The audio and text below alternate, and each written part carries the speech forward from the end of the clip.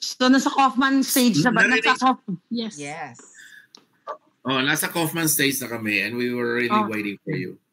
Okay, thank you so much for your patience. But anyway, so parang narinig ko si Maui about, nasisibakin si Kaufman. Yeah. Can you confirm that, Mother Dragon? Well, kanina narinig ko yung ibang mga conversation niyo. Tama din yung observation ni Kate, no? Na alam ni Inday yung mga nangyayari ngayon, lalo na yung conflict with Kaufman and Harry Roque, na nagbi-blame game itong si Kaufman. Napakatalino ng mga abogado ni Inday at napakagaling naman yan. Posibleng hindi niya alam yan. Nice. And ako nakikita ako na may possibility talaga. Lalo na yung ginagawa ni Kaufman ngayon, siya yung nag-create ng kaguluhan actually. Wow. Diba? Kasi si Harry, nagko-comment lang naman siya based doon sa kaalaman niya at hindi naman siya Harry nang nanghihimasok sa ICC. Yung binabanggit na domestic legal remedy, it's an avenue, another avenue lang. Kaso, talagang itong si Kaufman, insecure masyado kay Harry. Actually, they were, not really good friends. They were okay sa simula. Kaso lang, ang insecurity talaga ng tao, hindi nawawala yan.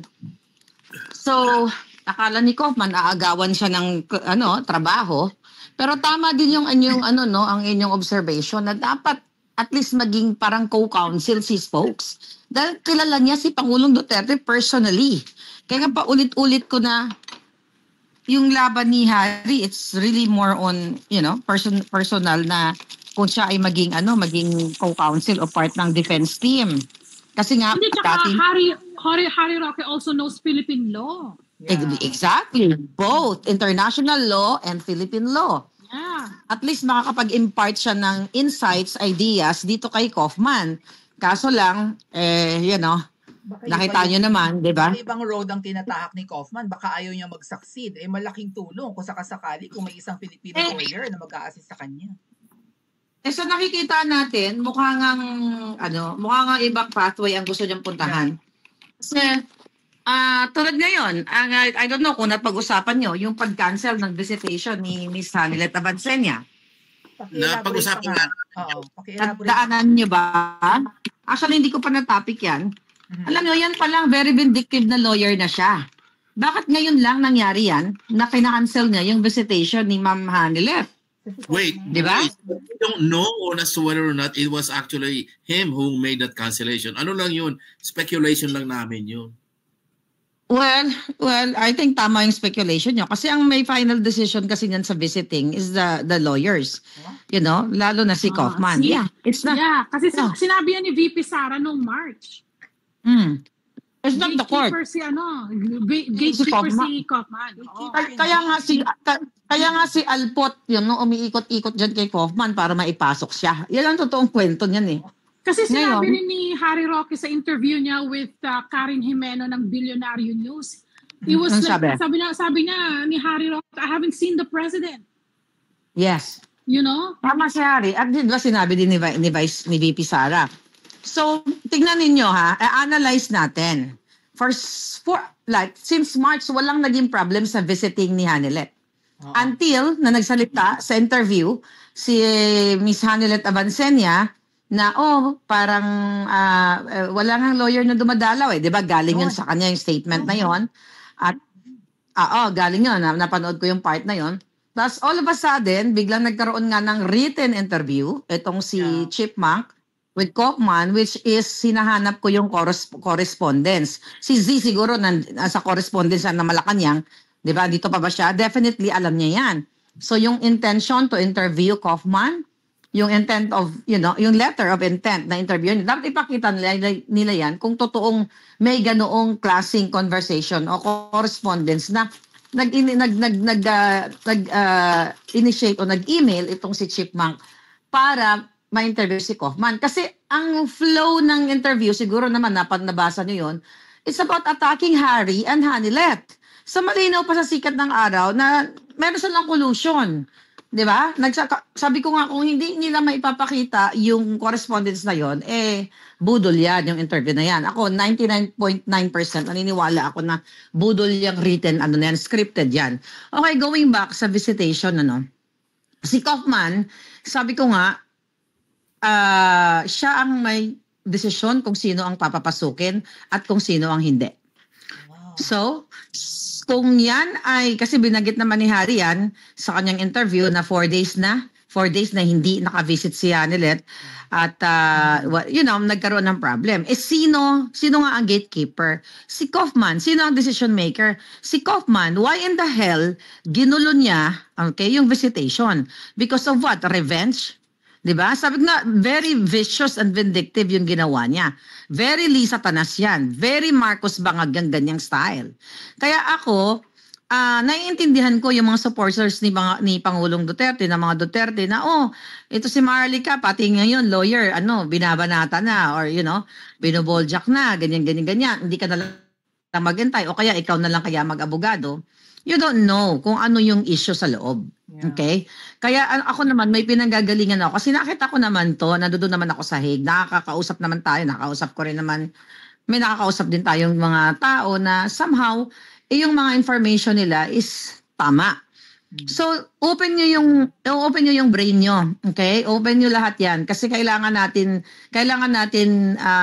magmatsyag or maging smart dito. Dahil nga, tama yung sinabi ni Kate kanina. Ikaw, Kate, di ba nagsabi na alam ni Inday Sara to. Alam niya to. Yung nangyayari. So ako, ang aking, sabi ko, ang ginagamit ko dyan is bolang kristal.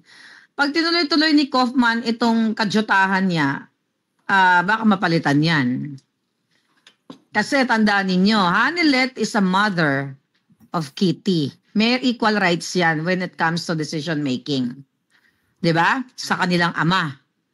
So, yun lang yung sa akin. Kung ganitong babuyin indirectly ni Kaufman, si Hanilet na makitid daw ang utak. Hindi niya sinabing exactly na si Hanilet ay makitid ang utak.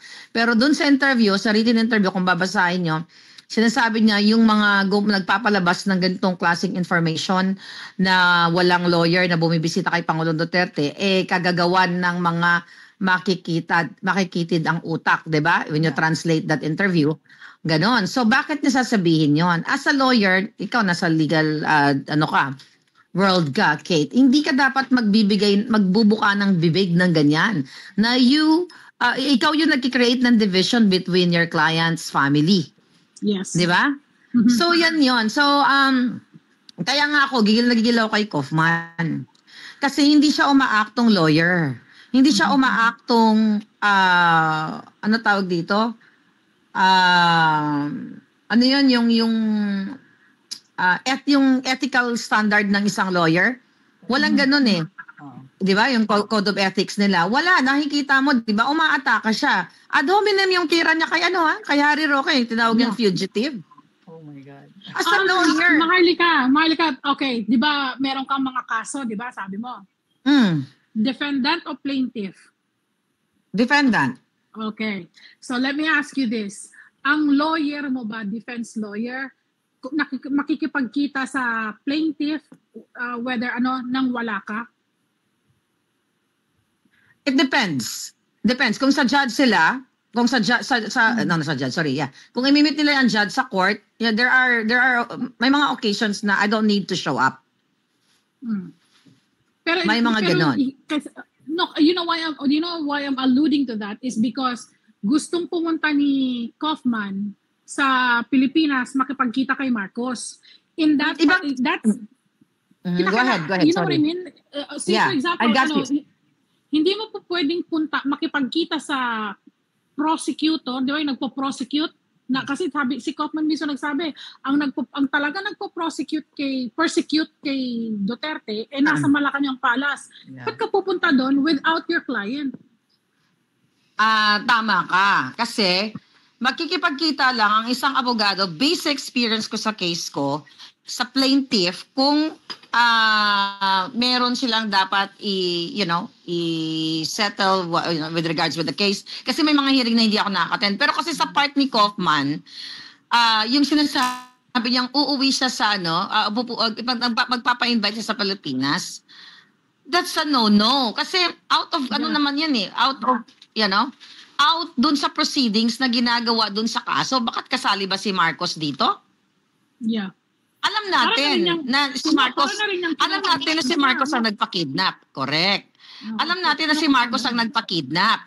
Pero, okay, hindi naman si Marcos ang complainant 'Di ba? Ang complainant is yung mga gawa-gawa nilang mga witnesses, 'di ba? Pero ang gusto ko nakukuha ko yung point mo na hindi ka dapat makikipag-usap doon sa plaintiff ng wala or out doon sa korte. Sa case iba kasi yung case ng tanong mo, iba yung sinasabi ni Kaufman. Siya gusto niya magpa-invite para what? Para makipag-agreglo, para makipag-usap. Alam naman natin, kahit tayo ay common tao lang, na independent body yung ICC. So, anong magagawa ni Marcos? Diba? Anong magagawa ni Marcos? I-influensyahan ba niya yung judges para sabihin, sige, i-dismiss nyo na yan. Diba? So, anong mangyayari niyan? If kung yan yung pathway na gusto niya, sige nga, anong sasabihin ng international, ng buong mundo? Yung kaso ni Duterte, okay, nakalaya dahil ang galing nung presidente nila nakialam. Pwede ba yon? I mean, nakialam si Marcos. Pwede ba yon na i-disclose yung ganon? I know na pwede mangyari na secretly nakausapin si Bangag at kausapin ni Bangag yung mga kasabwat niya sa ICC at i-bribe yung mga judges o kung sino man yon. Pero secretly yon. You cannot announce that in public. Yeah. Diba? Yun yung puntong tinitingnan ko. Pero yung ipapaalam mo sa buong mundo, magpapa-interview ka na, pag in-invite ka ni Marcos Jr., I want to sit down with him and talk about na ang aking kliyente ay 80 years old na, payagan niya nang umuwi sa Davao, ganyan-ganyan. Hindi yung pwede. Hindi mo pwedeng, yun ang magiging reason na ilabas mo sa media, sa international na, kaya nakalabas ang dating Pangulong Duterte because of Marcos. That's not gonna happen. At saka isang malaking question yan in terms of, sa legal proceedings sa ICC. Parang papayagan nyo pala na ganon kung sinong presidente magsabi na arborin ko na. It's like saying arborin ko na lang yan sa salitang kanto, right? Arborin ko na lang yan. Ilabas mo na. Diba? So, ganun yun. So, yun yung paano kung hindi siya i-invite? Hindi niya kayang mapalaya si PRRD, ganun. That's exactly my point. Kasi kung malakas yung kaso ni Pangulong Duterte na alam naman natin na gawa-gawa, labanan natin yung ICC. Diba? Ipakita mo na dapat ipadismiss na yung kaso dahil walang katuturan yung mga paggawa-gawa ng mga testigo o yung mga kinuha nila kung saan man yan hinugot na testigo. Hindi yung aasa ka. Kasi sinasabi ng iba, no, it's just like another parang baka lang, gano'n. No, you cannot do that, palangga. Na ipapalabas mo sa media, sa buong mundo, na kailangan si Marcos mag-usap sila para makalaya na si Pangulong Duterte. So what's the point na mayroon yung International Criminal Court na yan, na sinasabi na they have to follow the Rome Statute? Kung si Marcos Jr. pa na nagpapalabas, right? Palangga, I have a different interpretation dyan. I think what Kaufman was saying is gusto niya makipag-usap sa Marcos administration para pumayag na dito mag-interim release para tanggapin ang Pilipinas. Well, that's somehow I understood it.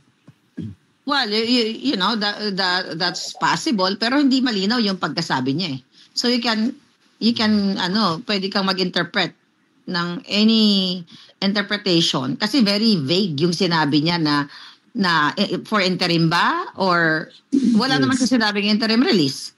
So I totally understand you pero ako hindi lang maganda sa isang lawyer. Nasasabihin mo na mag-sit down kami kasi ang tanong in scale 1 to 10. 'Di ba? Gaano ka, 'di ba? Paano makakalaya ba ang Pangulong Duterte o makakalabas? Wala naman sinabing in scale 1 to 10 maa-approve ba ang interim release. 'Di ba? Kung sinabi sanang ganon, tapos sinagot niya na 100% kung papayagan ni Marcos Jr. na i-accept ang Pangulong Duterte sa kanyang lupang tinubuan. So wala naman ganon. So ako naman, Well, the reason why ganito kasi yung interpretation ko, no, Z, because of the information that I know that I cannot disclose everything right now. Doon ako nang gagaling. Mga atet kuya, may tanong Yun ako. lang yun. What if itong strategy or itong pathway na tinatahak ni Kaufman ay plano ni Mangga? Kasi syempre, sa nangyaring pagpapakidnap kay PRRD at pagpapakulong, ang antagonist dito or ang kontrabida sa kwento na ito ni PRRD ay ang kapatid niya. Kapag si Kaufman in-invite ni Bongbong Marcos sa Pilipinas, yung pangit na reputasyon ni Bongbong Marcos, being the guilty sa pagpapakidnap, mababago. So kung galit man ang That's true. Kay Bongbong Marcos, kapag in-invite ni Bongbong Marcos si Kaufman sa Pilipinas and then after that makakalaya si PRRD, babango ulit, mababawasan yung galit ng mga tao kay Marcos Jr. Tama. Possible kaya? Tama yung observation mo. Ako nakikita ko tama yung observation mo. O, di ba? So, babango na naman, ititwist na naman ng mga trolls, ng mga bangag, ng mga double agent na, that's because of Amy Marcos. At dahil yan, mabait si Marcos Jr. dahil kinausap ni Amy, dahil kay Amy, sila naman ngayon na bida. Di ba? Sila naman ngayon ang mabango na parang may utang na loob tayo. Di ba? In the first place, sila ang nagkidnap kay Pangulong Duterte. So, sabi ko nga, doon sa mga nakaraang vlog ko, I think pag-usapan namin ni